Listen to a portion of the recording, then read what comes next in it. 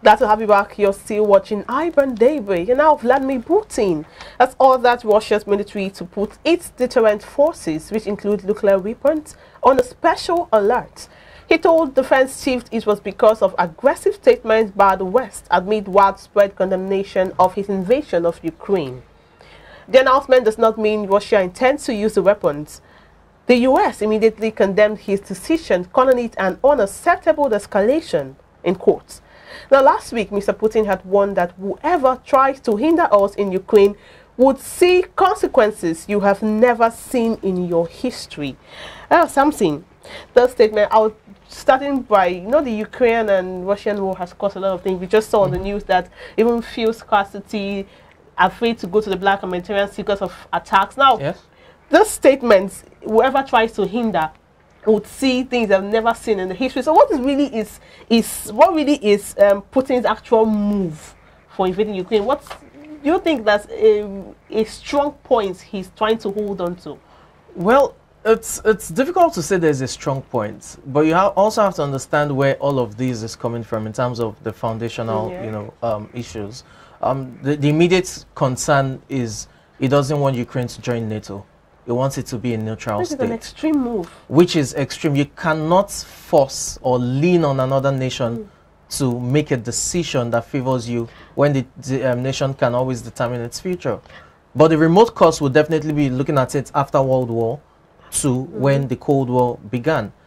You're about saying something? Yes, I was going to say something, because when Ukraine asked to be part of NATO, what stopped NATO from admitting Ukraine? You don't join NATO when a war is on. It's what it is. I think it was even before the war they asked for it. Let me take it back. When the Soviet Union broke in 1991, you had several nations, secede and declare independence. Ukraine was one of them. There were 15 republics in particular, talking about the Union of Soviet Socialist Republics.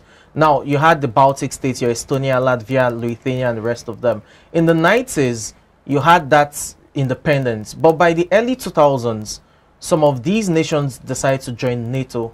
You had the Baltic states join between March and May. Within a space of 2 months, they had joined NATO. That's in 2004, Estonia, Latvia, Lithuania, and all. But for Putin, he felt that was some sort of challenge, a concern, security concern now, because NATO was advancing. Now, it must be said that even prior to that advancement, NATO is the strongest military alliance in the world. No one beats it, because you have superpowers in the mix, from UK to US to Canada, France, and the rest of them forming NATO. Now, NATO stands at 30 countries.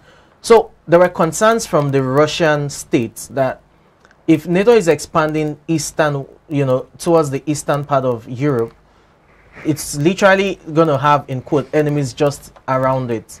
And that explains why Putin wants Ukraine to be neutral, because if Ukraine is a member of NATO, what you would have then is that they can easily station, NATO troops and missiles and what have you just at the porch of Russia, which is what, Putin is saying. But you also have to look at it from the angle that there's the place of concerns, not just from Russia, but also from Ukraine, that Russia has been aggressive over time towards Ukraine, and Ukraine should get a bit of, protection or security guarantees in that regard. Now, for Putin, he's just trying to avoid Article 5 coming into play. When he annexed Crimea in 2014, there was very little the international community could do except sanctions, because Ukraine wasn't a NATO member. So Article 5 couldn't have been triggered in terms of an attack on one is an attack on all, and that would have led to a world war. When he said any nation that hinders us will see the worst in history, it was talking about the nuclear capabilities of Ukraine, of Russia. Okay. And as I said, that would have led to world war. And that explains why the international community is just standing by. Talk about the international community. I mean, I know that aside, Russia has the second in their largest military outside the US. Now, the US is coming to say that it's an unacceptable escalation. It is. Of course, I know Russia cannot invade the US.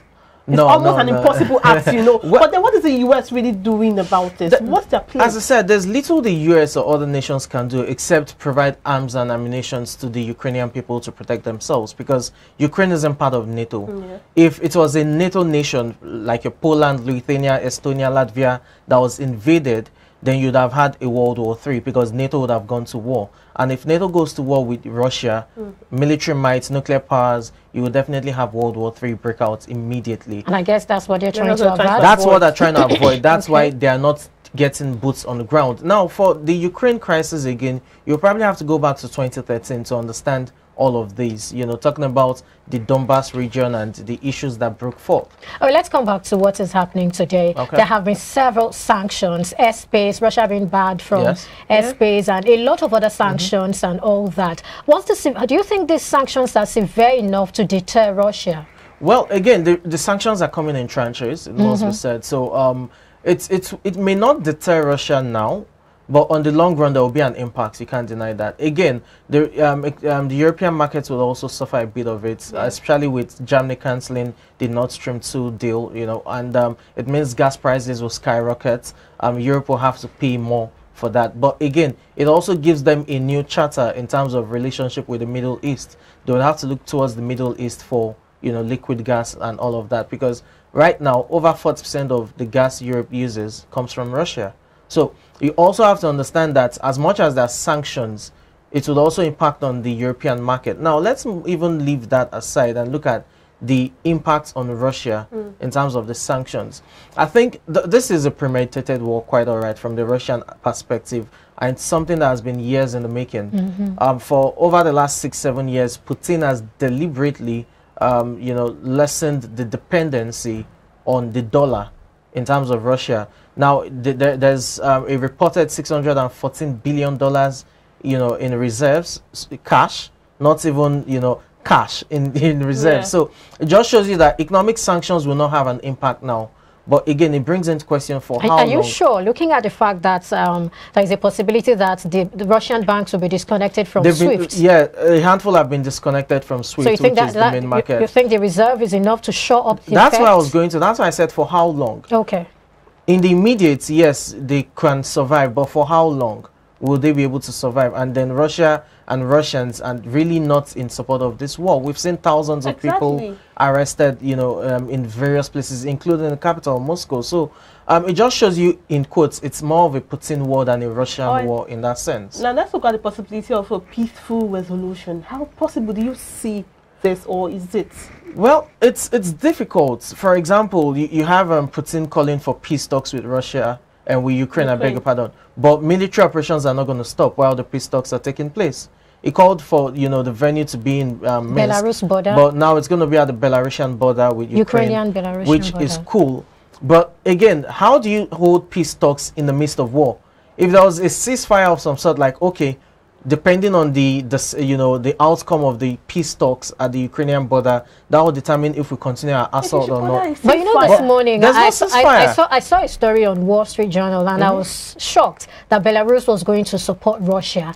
And I'm wondering, Belarus wants to play intermediary. Belarus is saying, okay, you guys are going to meet within our border. We're playing intermediary. And at the same time, this time Belarus is also saying they're going to support Russia. What's happening? Should we even believe in this talk they want to have today? Well, as the Ukrainian president said, Zelensky, that he has very little faith in what, you know, the talks would amount to, but he just wants to put in the effort to know that at least they explored every means possible to achieve peace. You have to look at it again. For Belarus, they have no choice than support Russia, because barely 2 years ago, Lukashenko, the president, was almost dethroned. There was, you know, an uprising against him by the people, and you had NATO supporting, basically the West and, you know, US supporting the Belarusian people to get him out.